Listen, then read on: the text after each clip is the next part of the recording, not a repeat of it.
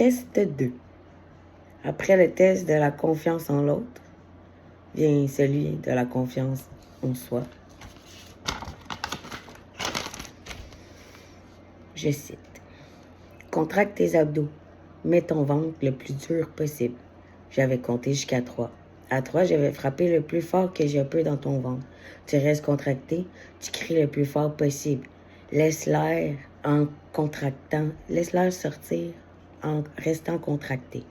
Tu vas pas sentir le coup. T'es prête? Sur la bédaine. 1, 2.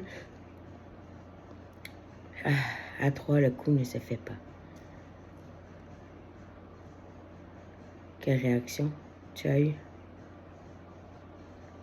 Voyez l'illusion au travers, le fondement. Non, il ne va pas frapper. J'ai confiance, vu le test numéro 1.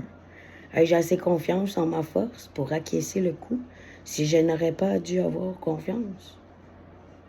Je suis fort, c'est possible.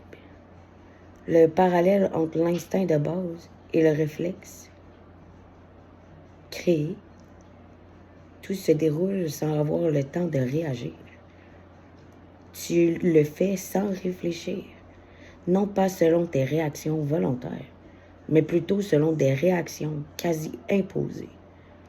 Vu la manière dont ça nous est proposé, nous pousser, en quelque sorte, à suivre la cadence dans notre propre décadence, à se faire mener par l'autorité. Ce test consisterait à prendre conscience de son pouvoir intérieur afin de révéler sa confiance extérieure. Dans mes termes à moi, fragiliser ceux qui refusent de ne pas être assez.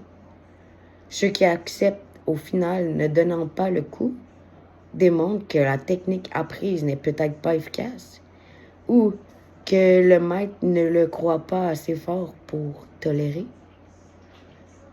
Encore une situation sans réelle possibilité d'évolution. Plutôt une mise en scène contribuant à tenir petit pour voir le grand. Il est difficile, une fois rendu dans un bocal, de ne pas nécessiter de l'autre pour s'y en sortir. De là commence la soumission inconsciente.